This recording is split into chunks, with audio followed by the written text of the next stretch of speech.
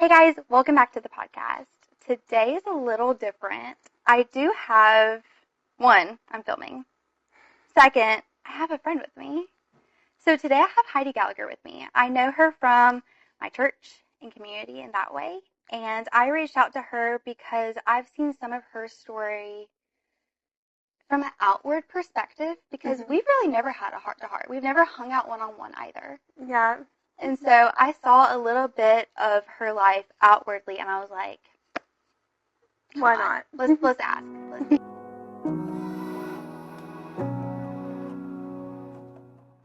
But yeah, this is Hydie. And I'm like, yeah, I'm down. Let's do it. No, I loved it. I was so nervous reaching out because I was like, this is weird. This is a little out of the ordinary. And like, when you reached out, I was like, I want to like talk more about like my health and what I've gone through. I just don't have any outlet to do it. Yeah. Especially with like college starting and like not being in a situation where I could. Yeah. So why don't you introduce yourself and tell us how old you are, what your life is looking like right now in a sense of college, age, moving. So, as you said, my name's Hydie. I am 18, about to turn 19. I'm about to move to William Carey in 2 weeks. And my walk with God has been like very up and down. Like I never understood there's going to be valleys and mountains until I reached high school. 'Cause through like car accidents and like friendships and breakups and just existing and chronic illness, like I've been tested. I bet you have. A little more than one would like. Mm-hmm. But at the end of the day, I really like to use my experiences to help, especially like the younger generation who are about to go through exactly what I did. Mm-hmm. And like I love like nurturing people. That's beautiful. That's exactly why I've decided to get over my embarrassment in a sense, because I'm like, if I can help people through, for lack of better words, the crap that I've had to endure, not knowing the plan, not knowing the outcome, then it's all worth it. And sometimes thinking like, why me of all people? Like, what did I do when you didn't do anything? That hit hard. That hit hard. So where are you from? So my family is actually a military family. So I was born in like right around Jackson, Mississippi. Then we've moved to Kodiak, Alaska, Michigan, Alaska again, Texas, back down to Jackson, to Vermont, South Carolina, here, like I've been everywhere. I didn't even know all those places. I didn't know I've moved like 10 times. So I've been around the world. I think I briefly knew about Jackson. I think I briefly knew about, was it South Carolina? But I didn't know. Because South Carolina, I was there for my freshman and sophomore year, which is where the rec part of my story comes from. And then I moved back for my junior and senior year. Okay. And we bought the same house that we were living in before we moved to South Carolina twice. You basically brought it from yourself to your lived in, basically. Yeah, basically. That's so funny. So how many siblings do you have? What's your family dynamic? So I have 2 wonderful and loving parents that have been my rock through everything. And then I have 3 younger siblings. There's Carter, who is 16, Bryson, who is about to turn 14 next week, and then Emma Kate, who just turned 12 this past week. Sweet. So I knew your siblings were pretty close in age, but all of y'all are pretty close in age. Like Bryson and Emma Kate are 2 years apart. Bryson and Carter are 3 years, and then me and Carter are 2. Okay. So y'all were close growing up. Yes. Considering. I mean, and the moving too. I'm sure moving different communities, different houses. Yeah. It was like 2 sets of, it was like 2 sets of best friends, like Emma Kate and Bryson. They act like they don't like each other. They're best friends. I see. And Carter has always been like my person. Like last night he just came in my room and we're just chatting about like anything and everything. That makes sense. I could see that. I'm there's 4 of us in my sibling group, and I could see the 2 different pairings, but we're not all very close in age like that. Yeah. Okay, that's cute. So what were your plans like kind of before you were sick? Or, before you had your diagnosis. Before I found out. Yeah. So before I, like, really found out, I was very active, like, with tennis. Like, I was really, really highly ranked in the state of South Carolina. Like, at one point, I was, like, second in the state in girls' high school tennis. And then, like, I was just joined show choir, which it's more than just dancing on stage. Like, it is full body workout and breath support and, like, doing everything all at once and moving props and very stressful environment. And, like, I've always loved, like, the high pace. Like, I want to go into pediatric ICU nursing. Oh, okay. And so I've done, like, ambulance tours, and in South Carolina, I was able to, like, participate in our EMS program and, like, learn, like, everything. But then, like, right before choreography camp, the second round of choreography camp, I realized that my watch was going off every single day. Was it set to workout, kind of? Because my Apple Watch would always do that to me. I'm currently not wearing it. But was it set to workout or something, or was it just notifying you? It was just notifying me. It notifies me if my heart rate goes over 130 for more than 10 minutes at a time. And it was saying that I was at, like, 190 to 220, like, for very, very long periods of time. And I would get dizzy and, like, because we would have to, there's part of the show where we had to, like, go from sitting down to jump up in, like, different groups. And when cleaning that, we had to do that multiple times. And there was a point where I started going black. And, like, my director had to be called over, like, bringing me ice packs. I'm like, something is not right. So, as one does, I put all of my symptoms into ChatGPT. Oh, I did that. Yep. I mean, ChatGPT and I, we're tight. We're best friends. But I put in all my symptoms. I'm like, what could this be? And it gave me, like, a list about a page long. And, like, one of the things was POTS. I'm like, okay, I know Chloe Stock still. She has it. And, like, from, like, where our paths have crossed, like, things seem kind of similar. So I go to my mom, and I'm like, Mama, I want to go get a blood test first to see what levels are like, because I knew I had been starting to, like, eat ice like it was candy. And from what I learned, that means that you have an iron imbalance if you're craving, like, ice. And so we get the blood draw, and all of my things come back normal. Besides, like, my ferritin and my iron came back at, like, 2. It's supposed to be a lot. I remember you said that. I was supposed to be a lot higher than that. So I had to get 2 infusions. I can't ever remember if it's saline or was it something else? It was as well? Straight iron. Oh. Because it was dangerously low. Like, I shouldn't have been able to walk. Wow. And then I'm like, a week or so after, I'm like, people normally, like, get the transfusion and immediately perk up and, like, are feeling on top of the world. I felt awful. Like, I was so tired. Like, it almost made it worse. Like, the sudden change. Yeah. So That's I'm right. Like 0 to 100. Like, immediately. So I'm like, okay, something's still not right. So I do some more digging, and as we were talking about earlier, like, I love to know every little thing about my health and, like, everything, because I have really, really bad ADHD, which is why I'm moving my hands a lot. Probably hyperfixating over it was something, that's definitely the difference between, I think, both of us with that walk. You were able to hyperfixate over it. Yeah, like... Good and bad, maybe.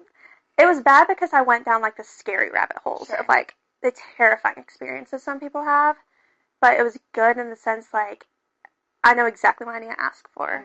So I'm like, okay, I want to go see a cardiologist. So we get there. My cardiologist was amazing. I love her. But within 10 minutes of being in the room, they're like, yeah, you definitely are, like, tracking for POTS. So they do the blood pressure test where you're, like, sitting for, like, 5 minutes, Yeah. laying down, and then standing up. Yes. And as soon as I stood up, I, like, fell back. Mm-hmm. And they have you hooked up to watch the change as well, Mm-hmm. right? They do. And immediately after that, they're like, yeah. Mm-hmm. Yep. That's textbook symptoms right there.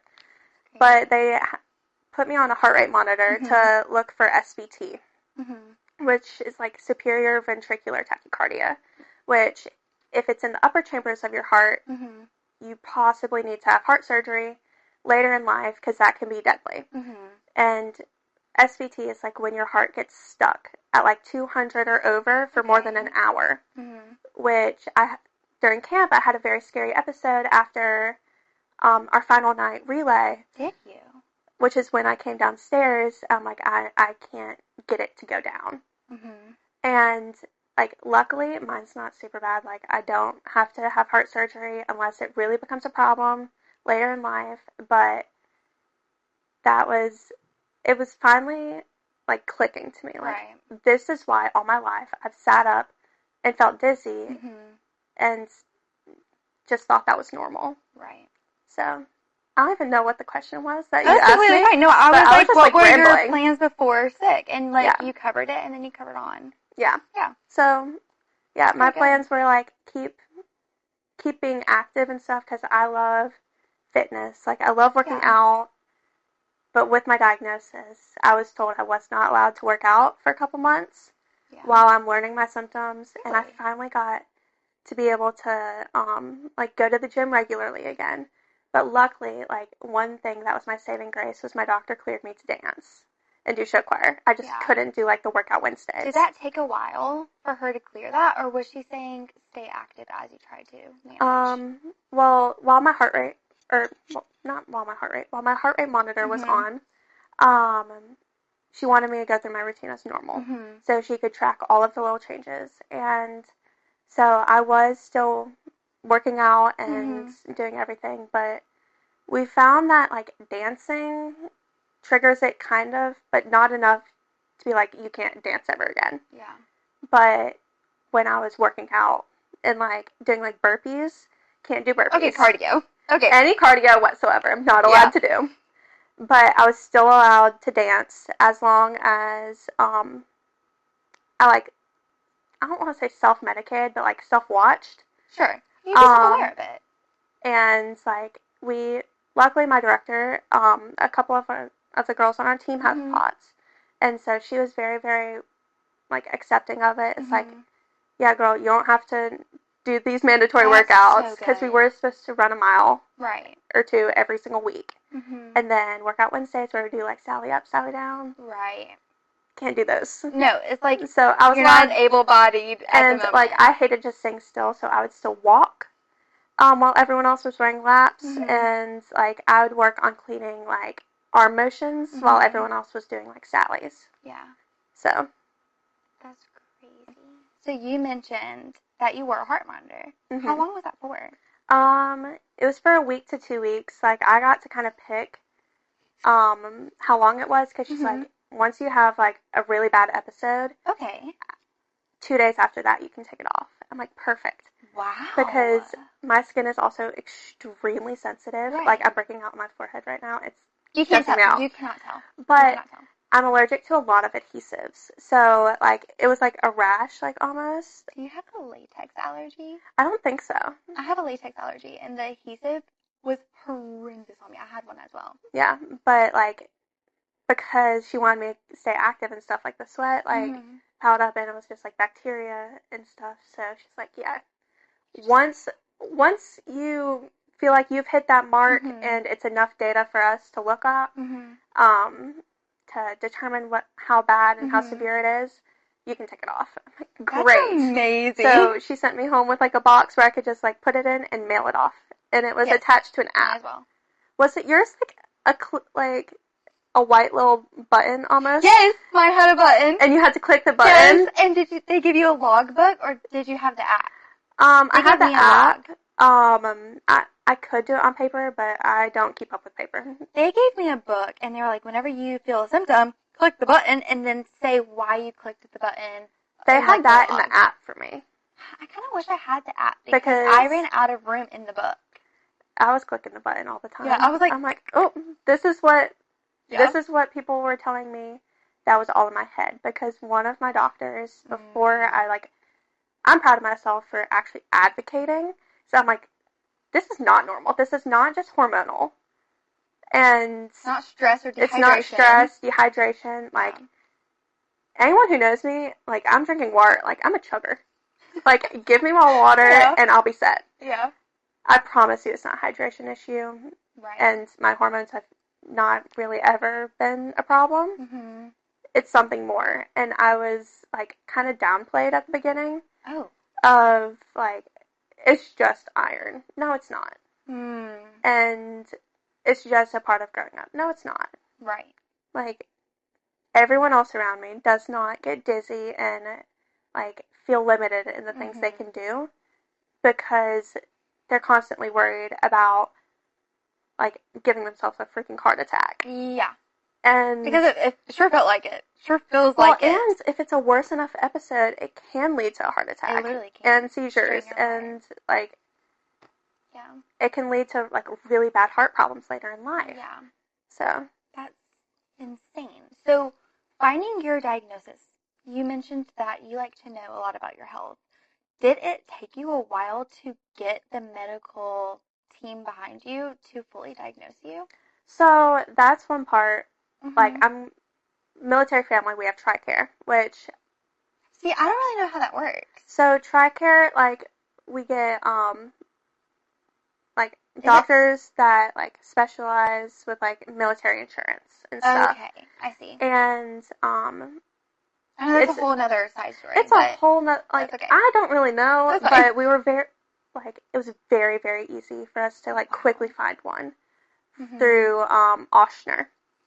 Okay. Which they sent me down to New Orleans to my cardiologist, which I actually don't remember her name. That's okay. Else I would say it because she truly is incredible. Amazing. But after digging more, like, it didn't take long because when I have my head set on something, I'm like, okay, this is what we're doing. This is what we're doing. This is what's wrong. And, like, I won't shut up about it until people listen to me because, like, my biggest fear in life is, like, me saying something once and then people ignoring it and not trying again. Because, no, that's not how anything's going to work. You gotta be the annoying person at the end of the day. I wish I had that trait in me because for me, I was like, I am crazy. I am crazy because my time of trying to find my diagnosis was so, I think, different in a way where I was like, okay, do I need to go to a neurologist? I'm going up and down the coast where we live to find a cardiologist that will listen and dig deeper than the norm. Yeah, and how old were you when you were diagnosed? 18. No. So, wait. Yes, 18. No.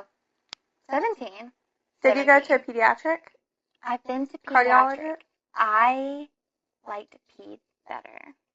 I love my pediatric people, but like luckily now that I've aged out and they kicked me out, I found this lovely doctor in Hattiesburg that she's well versed in all of my healthcare needs, and she's very attentive and like asks me every single checkup, like, how are you doing? Have you noticed any changes? Like, do we need to change your meds, or like, is the iron working for you? And everything. That's amazing. And like, we have it so like my watch will send, like, I can hook it up to my chart, and like it can send things. Really? To her. Do you have an app? I'll ask you about that later. That's a whole nother rabbit hole. Just two potsies bonding over that.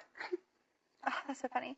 So, fairly easy in a sense because you did your own research and you kind of knew from Chloe. Chloe was my girl that told me, she was like, Potsdam.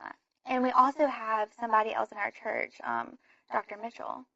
He's the neurologist, and at first we were like, we need to go see him. I need to see him. At the time, I was under 18. Yeah.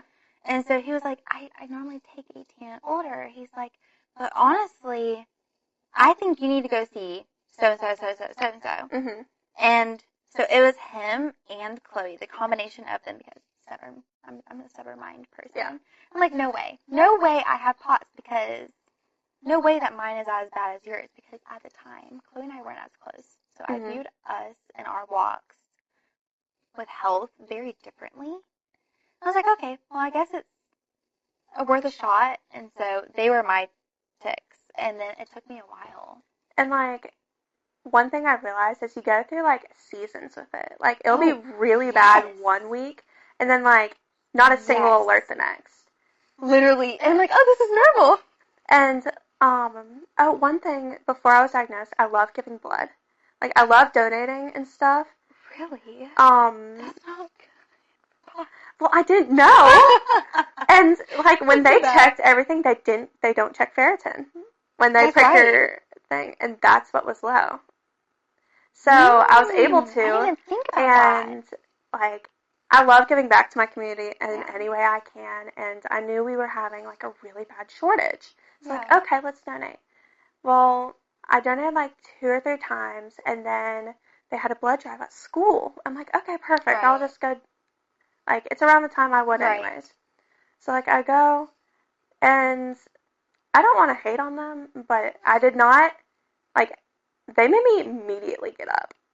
So, so they were I know, draw your blood, okay, now get up. Yeah, and I know there were other health scares and stuff, but I, like, stood up, like, passed out immediately. Yeah. No one checked on me. I'm like, oh, great. So I'm, like, stumbling my way into the library was where it was. I'm, like, stumbling my way to the couch. They're having another medical emergency. Which I don't want to say it was Chloe, but I think it was, because they called her mom at the same time. I'll have to so ask her. I was, like, struggling over here. Yeah. But and this was before your diagnosis. And that's one of the things that, like, kind of got the ball rolling, because I'm like, I've done this a million times. What's happening? What is happening? Flared up. So you mentioned ice eating, and you mentioned just now, like, lightheaded, and then all of a sudden change. What was some of your first symptoms that really was like, okay, this is not normal? Because you mentioned dizziness and you mentioned heart rate, but what was your indicator of something is wrong? Listen to me. When we were doing Workout Wednesday and we were doing Sally Up, Sally Downs, and, like, I was, like, doing, like, the push-ups, jumped up, and went down and passed out. Oh, immediate. And, like, did you know it was coming? Well, like, I was having, like, my heart was, like, tight, but I was like, okay, maybe it's just, like, my muscles are straining, because that was, like, right before, like, I really started getting into fitness and stuff. And I was like, okay, like, this is fine. No, I was not. You were not fine. And, like, I jumped up and, like, you know, like, the old film and stuff where it's, like, black around the corners? That's what it started doing to my vision. And I'm like, oh, this is weird. This is, like, way to describe it. This is, like, a new thing I've unlocked.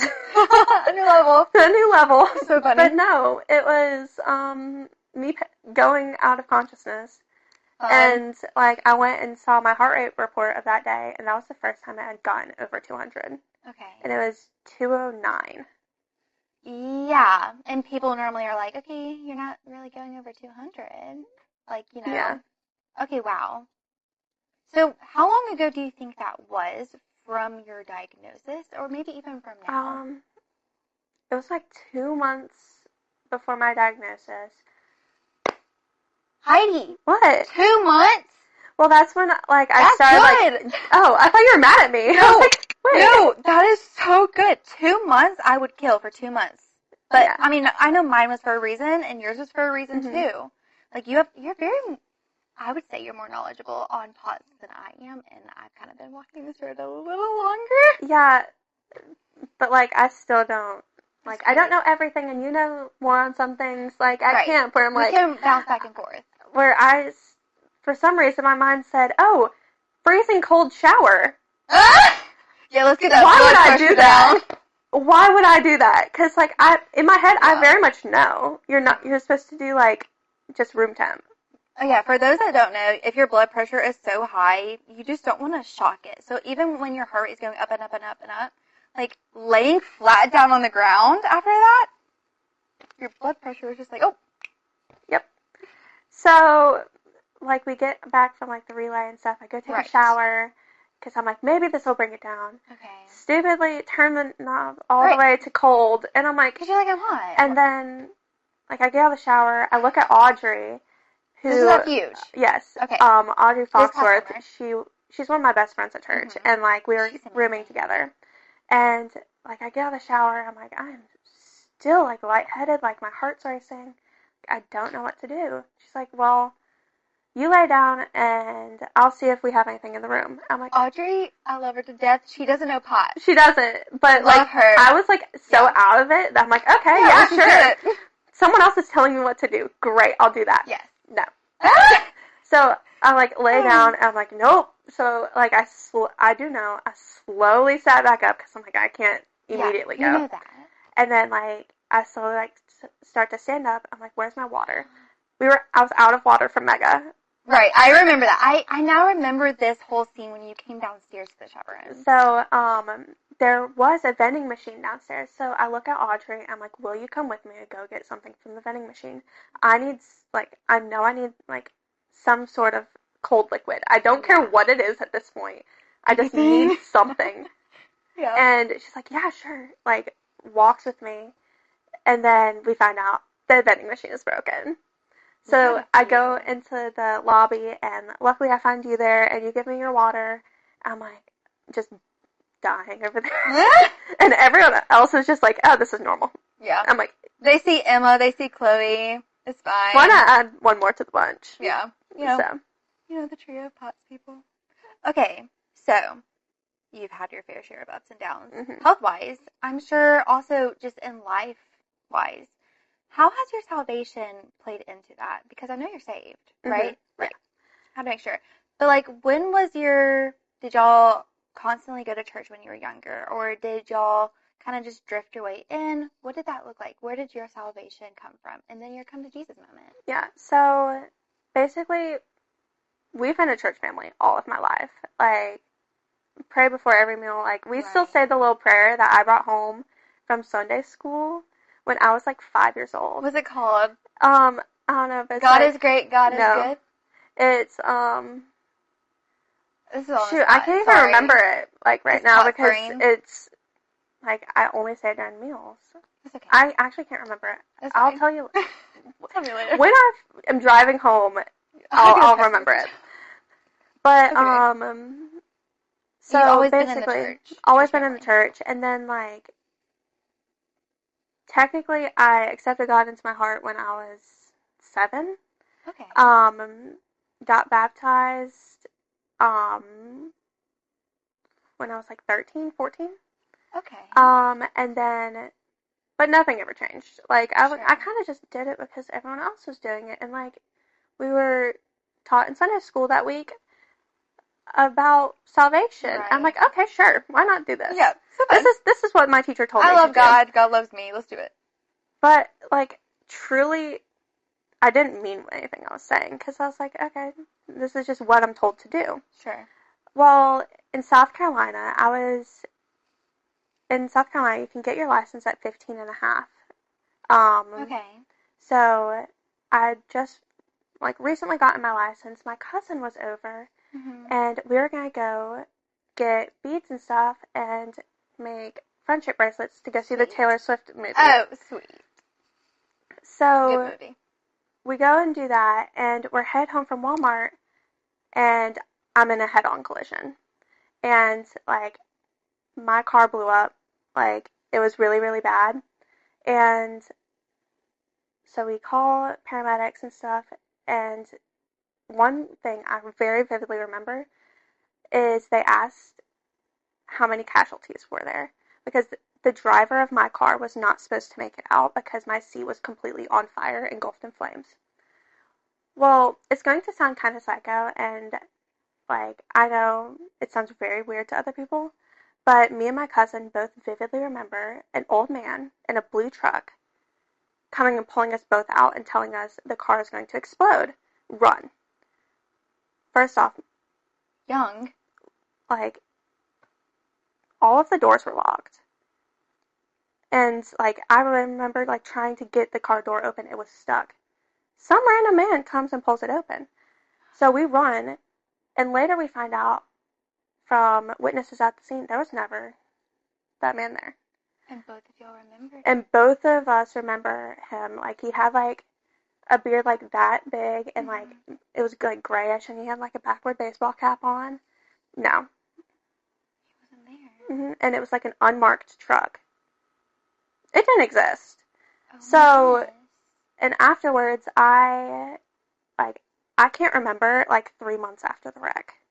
Because I had a severely bad concussion and, like, short-term memory problems. And luckily, I was the worst, like, medically wise coming out of the wreck.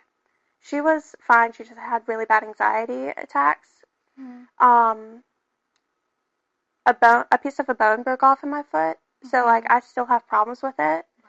Right. And my nose was dented in and sideways, and that's it.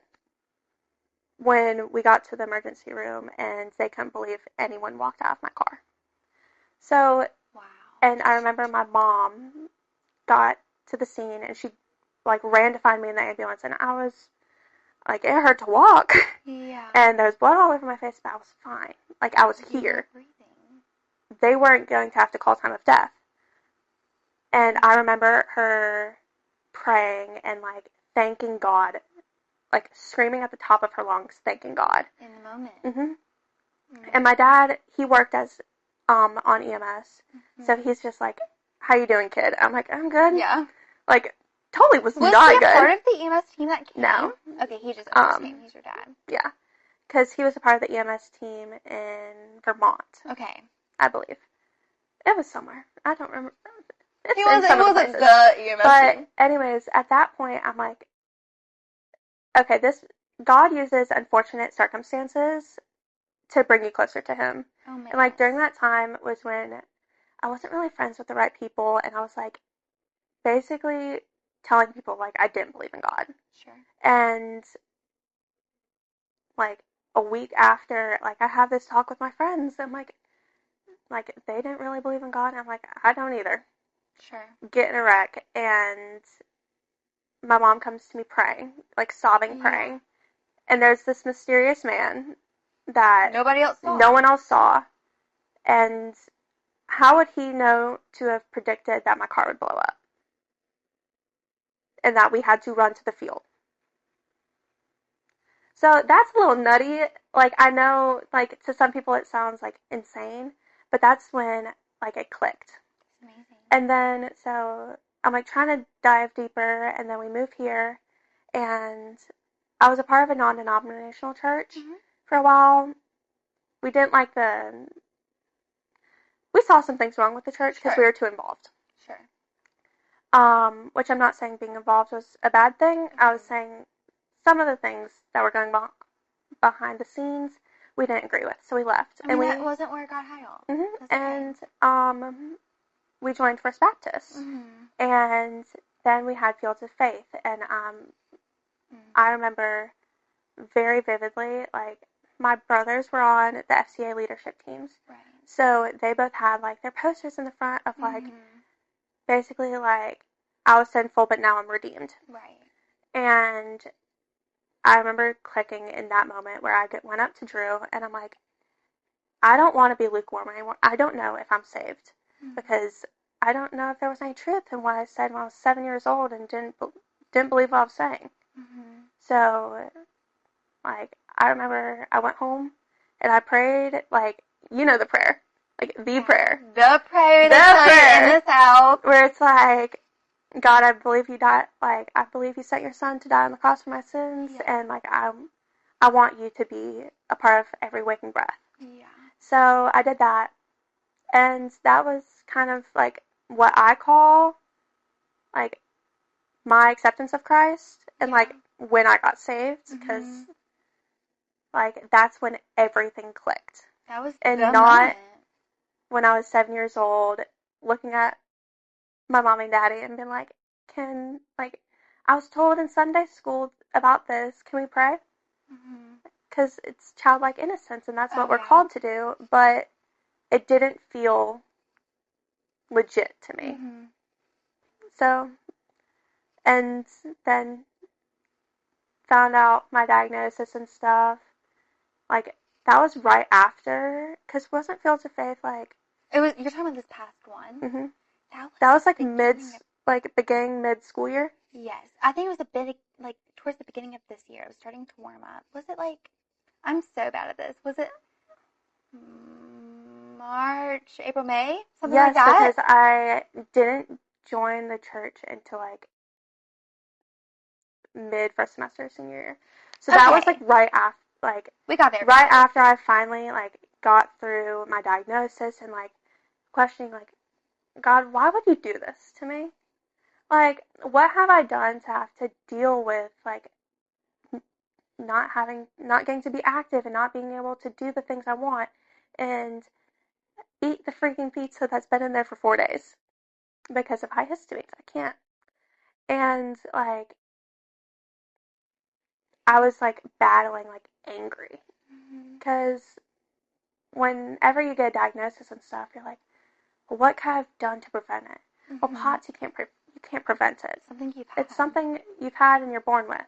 Yeah. And like, the more me and my mom talk about it, she's like, I think I probably have it too. Like, I have those same symptoms. Like, I've always had high heart rates and like high blood pressure. And then my little sister, like, now is showing signs of like constantly eating ice, and you could just see yourself. Like, I can see it happening. Yeah. So I was like, why my family? Like, we've been nothing but devoted. Yeah. But at the end of the day, it wasn't anything I did, because now I can like come here and like speak about it and like help other people like figure out their walk. That makes me emotional. I'm an emotional girl. I'm an emotional girl. I'm trying to choke down my tears right now. Don't look. I wish I was where you are now. Kind of like, I'm just, of course, different people, different lives, different symptoms. I fully believe you don't know exactly how somebody else feels. Like, that's just how it is. I mean, of course, Jesus, God knows exactly how we feel. But I'm talking about people. People don't know exactly how you feel. They can know similar, relate.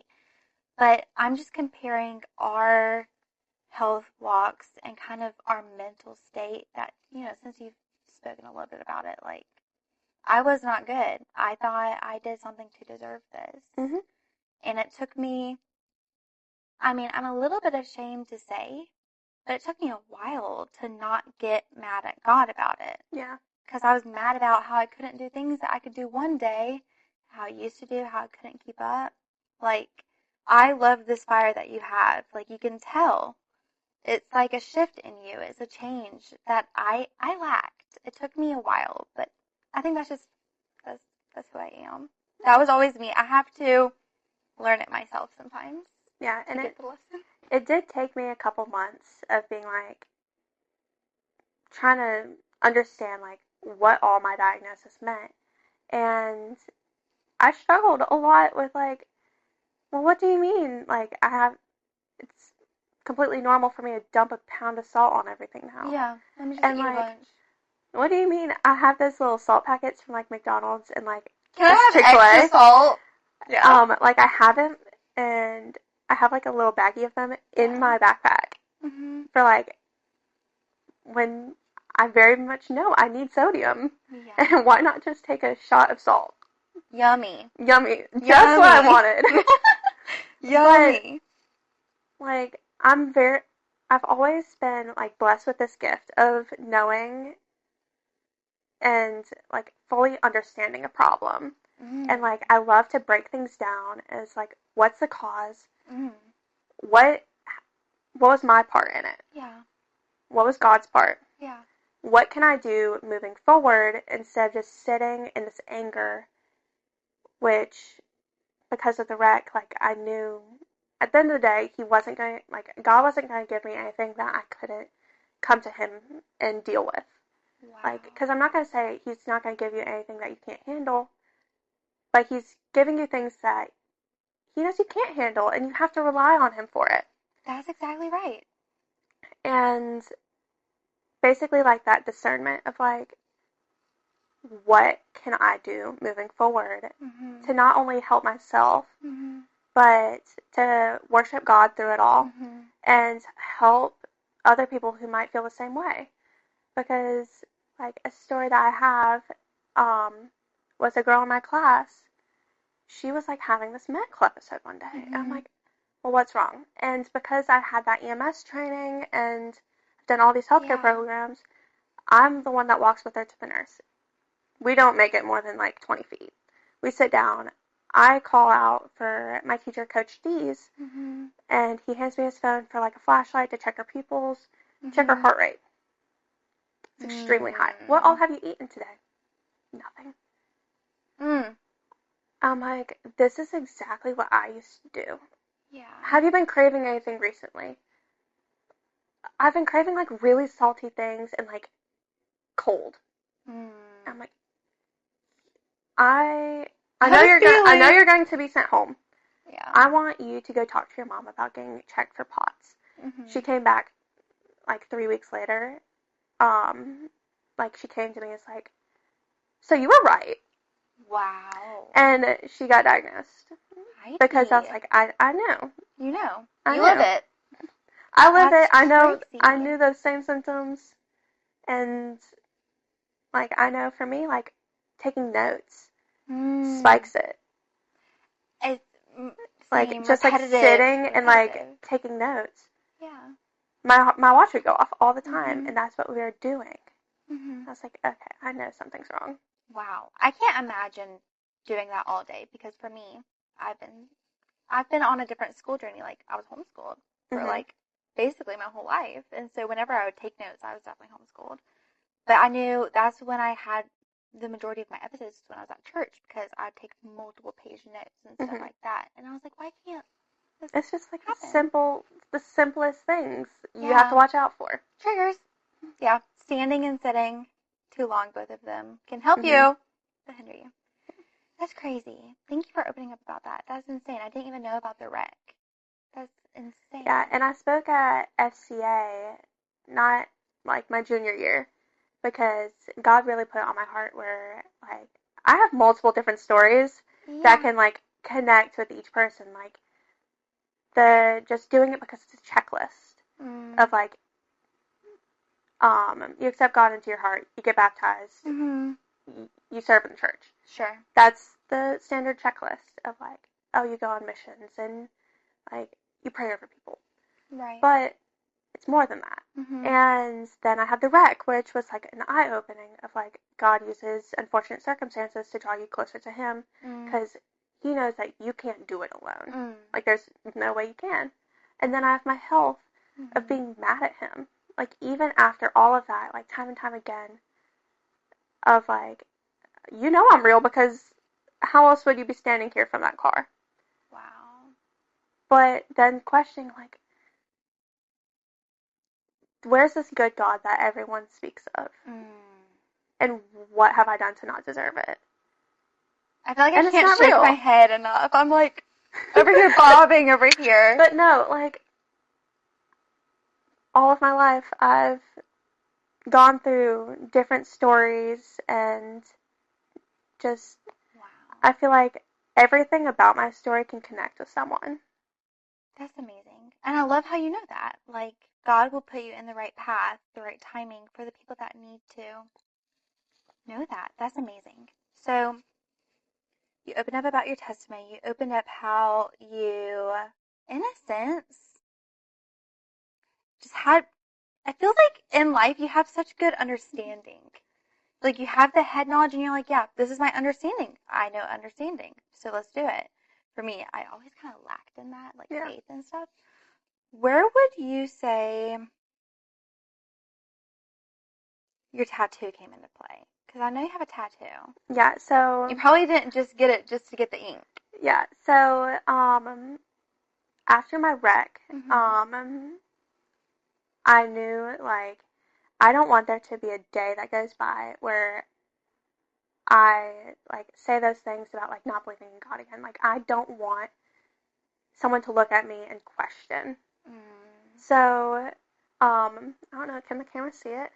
Like, so Probably so. If not, I can I have zoom in this as well, or lay a picture. little cross tattoo on my wrist, and I drew it on for like 2 or 3 years before getting it when I was 18, because I wanted to get it when I was 16, but me and my mom talked about it, and we're like, no, let's draw it on for at least 1 year. Well, I did it for 2, because I'm very much a person where it's like, if I have something on my body, I want to know I like it. Right. Like, I feel that. I have, like, a lot of ear piercings. Like, I have 4 on each side. Like, you know those, like, sticky gems? Yes, I'd put them on my rhinestones. ear to, like, see how it would look. That's smart, actually. It worked, and, like, I love everything I've done, but I knew there wasn't a day that went by that I didn't want an outward expression of, like, oh, this girl, she does know Jesus, because why would she have a cross tattoo on her wrist? And, like, I can look at it every day. It's like, at the end of the day, why would he send Jesus to die on the cross for me if he was going to let me be picked down by something as silly as pots, or as, like, mundane as a car accident? Like, I don't want to be broken down by day-to-day life and then have nothing to lean back on. And my wrist, like, it's the same wrist that I wear my watch, which alerts me of my heart rate. So if it alerts me, I see the heart rate always showing right here. Flip it over, there's a cross.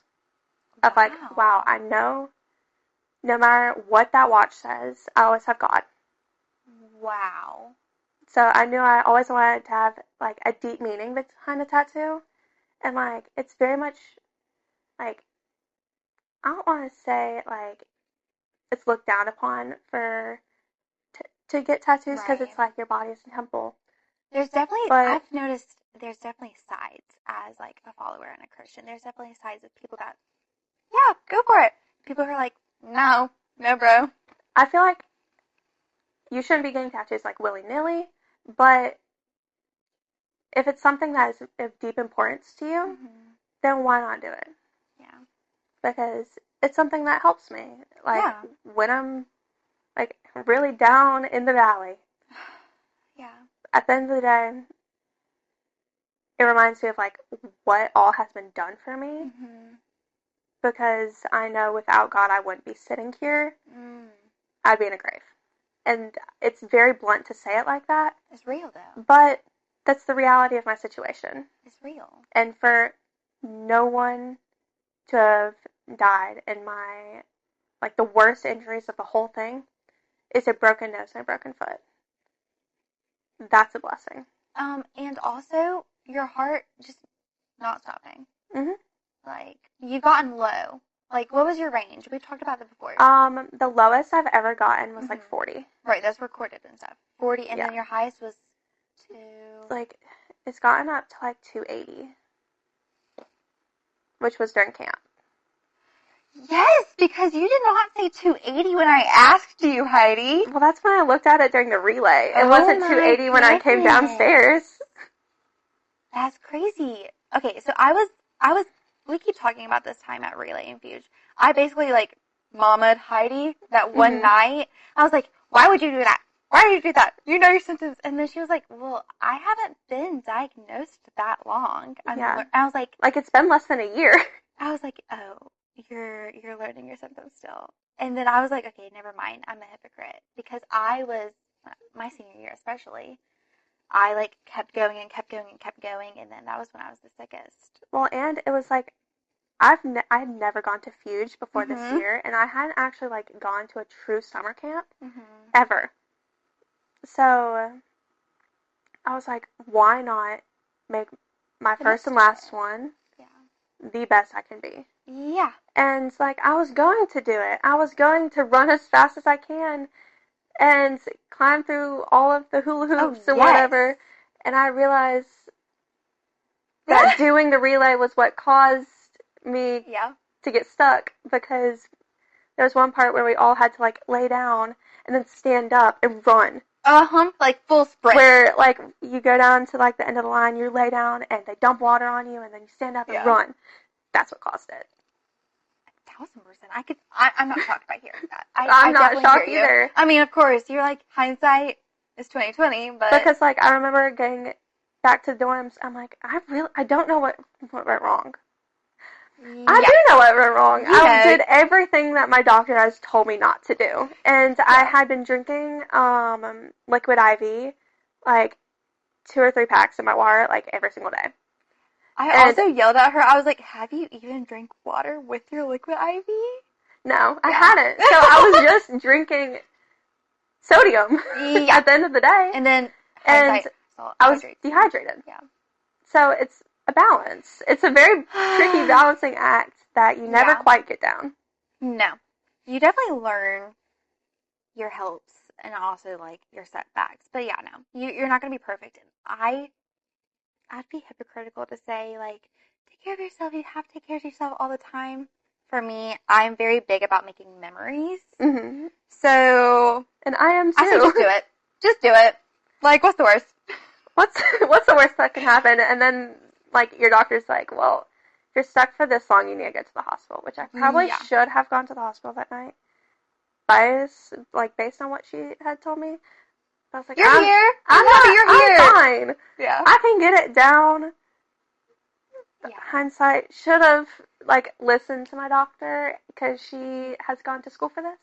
I think you did better, though, after that night. Like, after you drank, I put her in timeout. She did. I gave her my water, and I said, there's a bunch of ice in here, there's a bunch of water in here, it's just water. You can't get up until you drink it.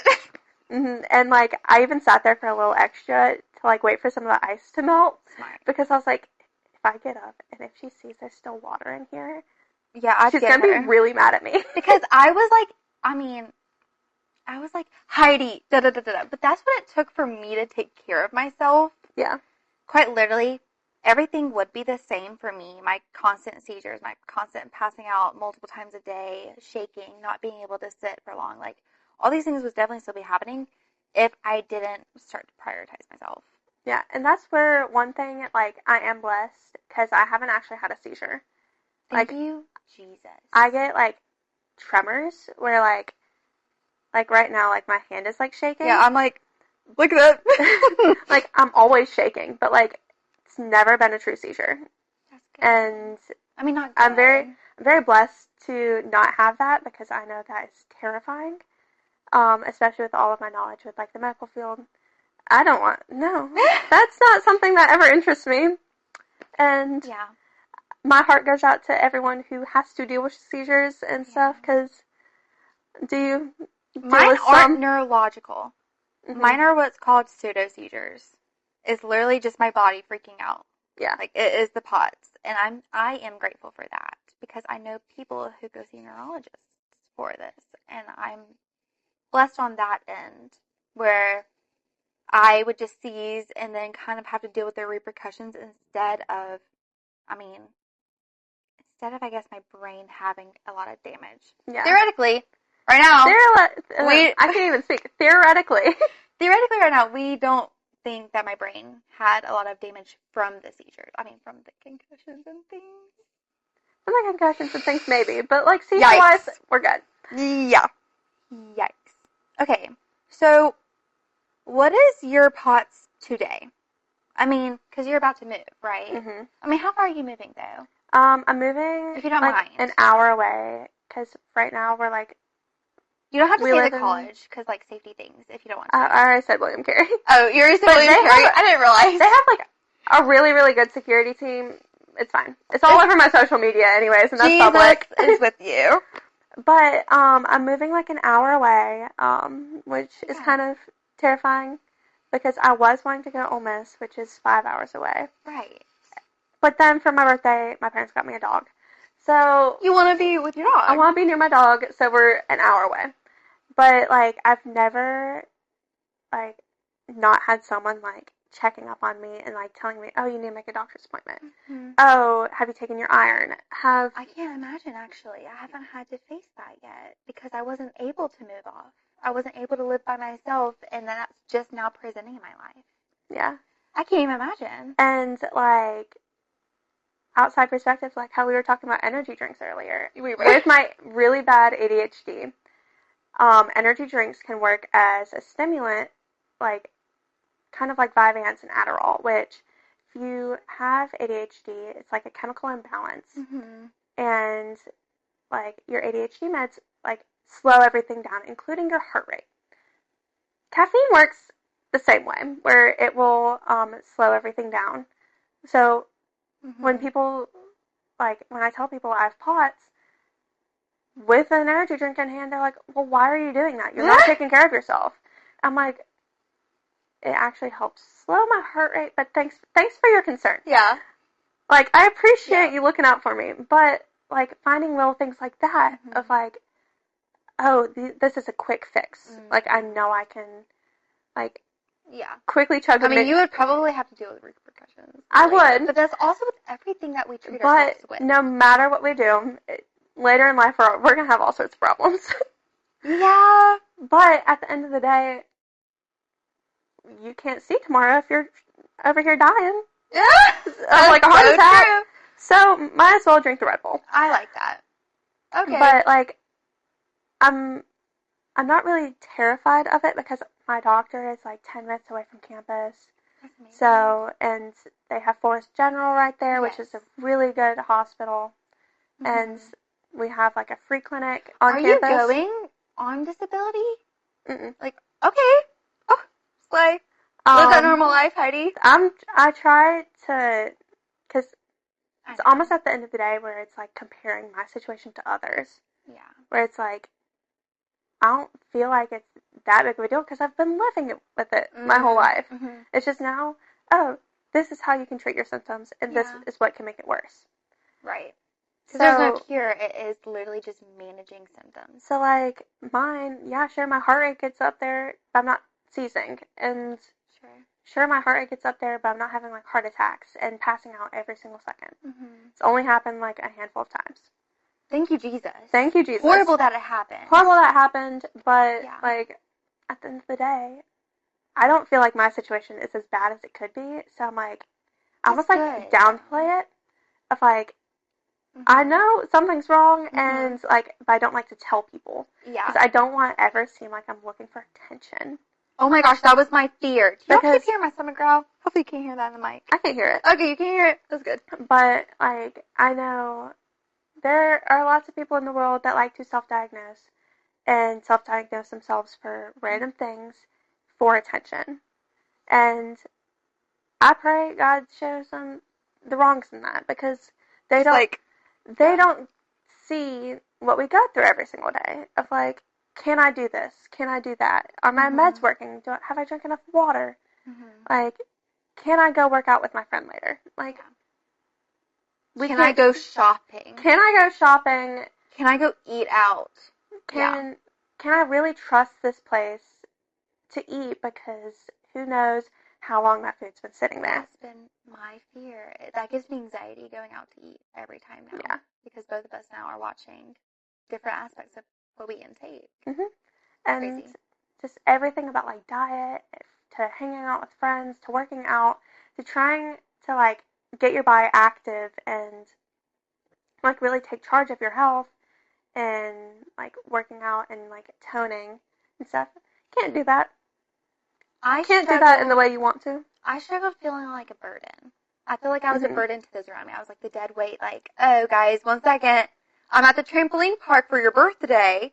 Real story. I'm at a trampoline park for your birthday, but I really wanted to come to keep up, but let me just lay down on the floor right now. All these little kids are surrounding me. Cover me up. Pretend like I'm just taking a nap. Let me pass out and have a seizure. Like, senior skip day, or not senior skip day, it was, like, the senior field trip. Okay. Me and Chloe, like, were hanging out that day. Like, I kind of stuck with her and my friend Mia because we went to a trampoline park. And we were jumping and we were flipping and stuff, and I'm not going to lie, I was flipping And then, it's okay. like, I got off the trampoline, I'm like, Chloe, I don't feel good. And she's like, girl, you know you shouldn't have done that. She said, no kidding. Like, what were you doing? But then handed me my water and sat with me. Yeah. So, it's definitely, like, something that a lot of people don't get, and you hate, like, mentioning it, because you're like, I don't want to be attention-seeking. Like, I don't want to, like, alter your life in any sort of way. And also, you speak at the risk of, most of the time, not even being understood. Like, people, like, give you the, I'm so sorry, like, I'm praying for you, all these things. Love that. I love that. I love that. I love that. But also, you miss the understanding. Yeah. You lack the understanding of, I get that. Because, like, I love when people say, like, I'm praying for you, but then I feel bad because they're taking their time out of their day. And I'm like, I'm fine. And then, but when someone comes up, it's like, I get how you're feeling. What do you need? Yeah. Changes everything. It changes everything, and then you feel a little more seen. So. I love it. So, what is your encouragement, kind of? Like, I wrote this down, let me read it. It says, what has God taught you through your suffering? What would you say to someone who is newly diagnosed with POTS? So God has definitely, like, taught me, like, no matter what you want to do, because, like, I'm a very, let me do it myself, like, independent, like, you know how a lot of people, like, are like, I don't want my mom to come to my doctor's appointments. I'm scheduling them without her. I'll tell her about them. Yeah. And, like, sometimes I'll ask her to come, but, like, You go by yourself. Okay. I don't like other people feeling the need to help me. Yeah. You can't do that. You can't do that because there's some things where, like, that night at Fuge, I couldn't do it myself. Everything I thought was right was very much wrong. Mind you, POTS symptoms literally altercate your brain and how, like, things should work. Like, even though I knew exactly what I should do, it was only, like, half of what I should do. Sure. Like, my brain knew, like, cold water helps. Okay, let's put on freezing and shock your body. Okay, electrolytes help. But not if you're drinking just straight, basically liquid IV powder. Just salt water. Just salt water. So it's like, that is a load mentally. Where it's like, what can I do? Like, I try to be very on top of my health and be like, okay, this is this. But then, at the same time, I'm not giving it to God. I'm like, probably carrying it a lot mentally as well. It's a lot mentally because you're, like, stressing about, like, what new research has been done, like, what can I better do to myself, instead of being like, God, thank you for allowing me to have the knowledge and have all of these doctors and all of these people who want to help. I just need to allow them and allow you to do what you do best. Wow. And, like, one thing I'd say to someone who's newly diagnosed is you truly aren't doing it alone. Like, even if you are surrounded with people who have no clue what you're talking about and look at you crazy, there's a huge network of people out there. And, like, you always have God and you can rely on Him. But at the end of the day, some, like, people that you might not even think have POTS, like, it's a lot more popular than people think. Oh, a lot of popping up. It's just popping up. And people aren't realizing that the older crowds have it too. They just weren't aware of it. And they've been living with it their whole life, so they think it's normal. Yeah. So just to, like, rely on your circle, even if they don't get it. Like, sit them in front of a freaking presentation and be like, this is what is happening.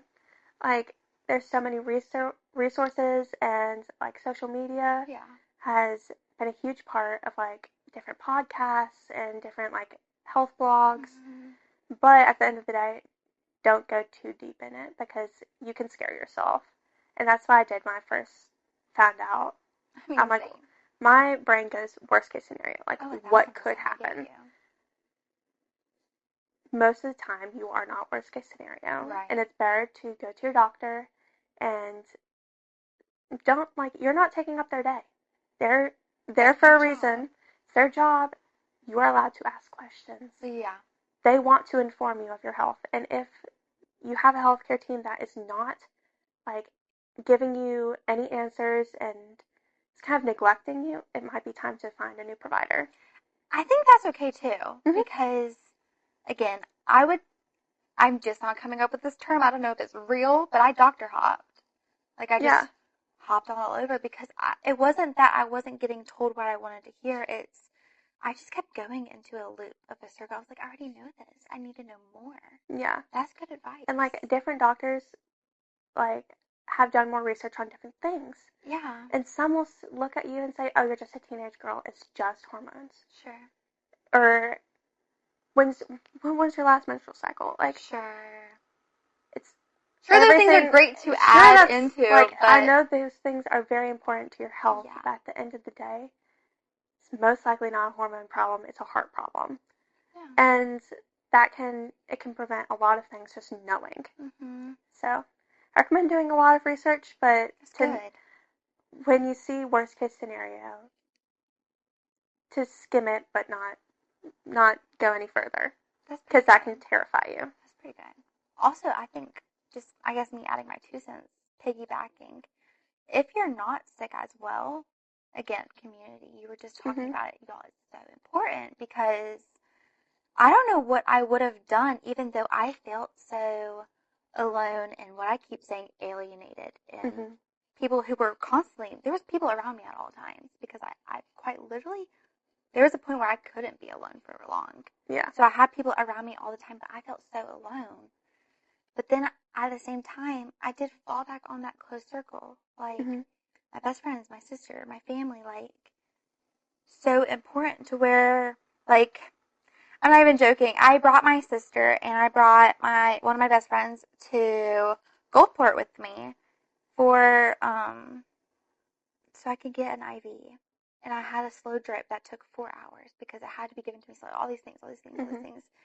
Somebody who was willing to be there for me in that moment, all the difference. Even though she didn't understand. Yeah. In that sense. So I think if you're not sick as well, take the knowledge up just being there for somebody who you know needs it, or who you don't even think needs it. Because outwardly, I think both of us, I think you can relate.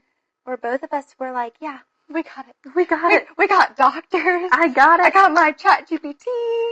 I got my bed. ChatGPT is not a doctor. ChatGPT is not a doctor. Okay? And, like, the girl that was in my class, I had never spoken to her. Yeah. But I saw that she needed help. And, like, I'm very blessed with my circle because, like, my grandma who lives with me, she's a nurse practitioner. But she specializes in nutrition. And she thought it was just an iron imbalance. And I'm like, I love you, but that's not it. And she's like, she kept on pushing that was just iron. Because, that was what was textbook for so long. Yeah. Sure. So, like, my circle very much, like, I'm very blessed with all of these healthcare people because my dad, my mom wanted to be a nurse, but that didn't end up working out. Sure. So she went into education, and, like, my Mimi does everything medical. So, that's amazing. Like, even though they weren't experiencing it, like, I knew I could come to them and be like, this is what I need. And they'd be like, okay. Okay. You've spoke just in this podcast, this seating, enough about how physical health took a toll, the mental health took a toll, and now you're speaking of, okay, I went through that, now here's my knowledge of that, here's my lesson from that. I think you're very knowledgeable just by sitting here hearing all of this. What would your advice be to those that feel helpless in general? Because for me, that's one of those things. I felt helpless and hopeless. Those go side by side. My word of this year of I went into 2026 and I said, my word for the year is hope. Because I gotta change this. I gotta be hopeful. I gotta have this hope.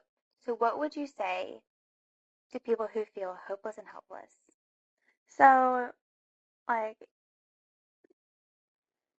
I know. throughout like everything, you're given a list of what you can and cannot do. And with chronic illness and depression, anxiety, and all of these things, you're given a bigger list of I can't do this, I can't do that. Like, why can't I do things? And like being limited in dancing, because if anyone who's close to me knows, that is where I found my joy. And to be told I might not be able to dance killed me. I feel like you're literally talking about my life right now. I get you.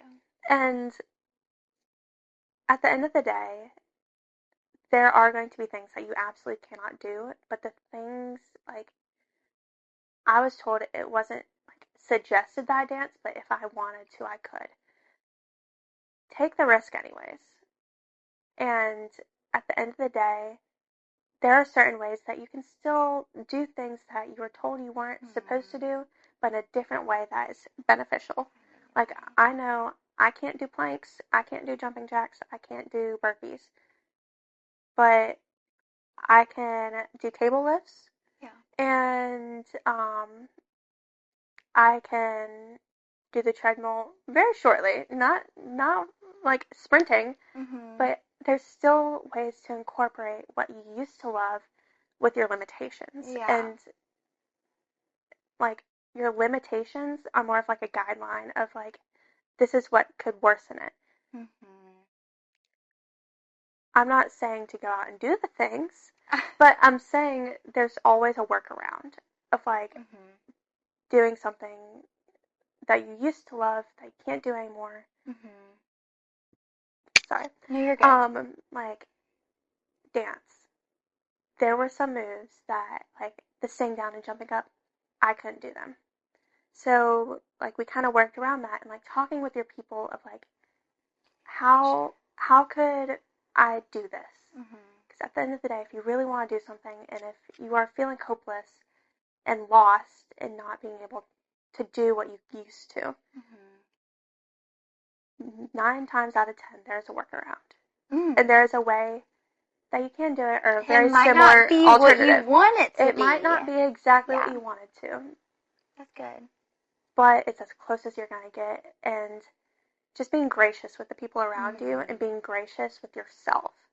Of like, you didn't do anything wrong, but here's how you get better. Wow. That's good stuff. I think it's just the wisdom you've got under your belt. I mean, you have experience. That's good. Okay, so as we're ending, where can people find and support you? So, I have a public Instagram account. It's, I actually don't know my handle, but you could just say, is it Hydie Grace? It's like Hydie Grace, Hydie, and then Grace is just spelled normally. Yeah. My I can't breathe. my DMs are always open. All of my other social medias I like to keep private, but Instagram, you can reach me through there. If you have any questions, I'll try and help with the best of my abilities. And like, do you have any like message, like open communication with people? I do. So I turned my account, before I started When Will It Be Enough, because obviously people can contact me for my public profiles. I turned mine, my personal account, my Emma Blair account, to public because I was starting to, this is cheesy, embark on a journey that I didn't know what a brand new thing for you. And like, why not have all of your options open? So, if it's okay with you, like, if they want to reach out to me, if they can't find my account, you can find her account because it's the same podcast. But, and I'm assuming you'll help get them in contact with me. So, that's sweet. There's multiple ways. I love that. Yes. I feel like let's shut down the hesitation for things. Like, let's just ask for help. Let's just do it because it doesn't make you weaker. That's good. That's what I got from you today, honestly. Reaching out for help is one of the strongest things you can do, and it's brave. 1,000%. In any journey. Like, I never want someone to be afraid to ask me for help because I have all of these experiences, and, like, even if I don't know the answer, I have a lot of connections to people who will. That is right. And asking for help is something that I've struggled with, but it's the one thing that God's been like, you cannot do it alone, no matter how hard you try. That's probably why he's given us that lesson, so that he gives us this passion. Yeah. That's good stuff. Okay. I loved having you. I love talking. I loved finally sitting down with you. I hate that I had to be finally in front of a camera with microphones. But we definitely need to, like, hang out. Yeah. No, I dive deeper. Express to you enough how much I want to thank you for that, because for me it wasn't easy for me to just go ahead and be like blah, blah, blah, blah, blah, blah, because you felt bad and those worldly feels came. But no, that's amazing, and I pray that you will be able to help so much, knowing there's people out there that feel the same. That's also why I wanted to film. I was like, they will see. And I like to joke that I'm media trained. Because, like, I don't love speaking in front of people all the time. Like, my public speaking class, I'm taking it online to video myself and then redo the video. But, like, I love being able to share my story, so I kind of have to get over the... You just gotta. So why not speak about something I'm passionate about, and health and fitness and just God, like, I'm very passionate about. Oh, my goodness. And I hope people, like, see that when they see me. I love that. I love that. I think always reach out to Hydie. She just invited y'all to go reach out to her. Do it. Reach out to me. Do it. Reach out to me. I can open door. Figure that out. Send you her account. That's amazing. I love that willingness already. But yeah, thank you so much for coming on. Well, I hope that y'all liked this little switch up. And maybe I have something else planned similar with somebody else. Hopefully that y'all loved this, because I loved this. It was nice to change it up and refresh myself. Mm-hmm. But thank y'all for coming and watching and listening. Watching and listening. Thank y'all for listening to my rant, because I know I can go on a tidbit. It's a soapbox that everybody needs to listen to. Beautiful story. Beautiful testimony. Well, thank you. Life. I mean, it's the... What's it called? The, coals turn into diamonds or something like that? Pressure makes diamonds. Yes. You just know. No, I just can't remember things. But yeah, thank y'all so much for listening and watching, and I hope y'all will listen to the next one. Okay, bye guys. Bye.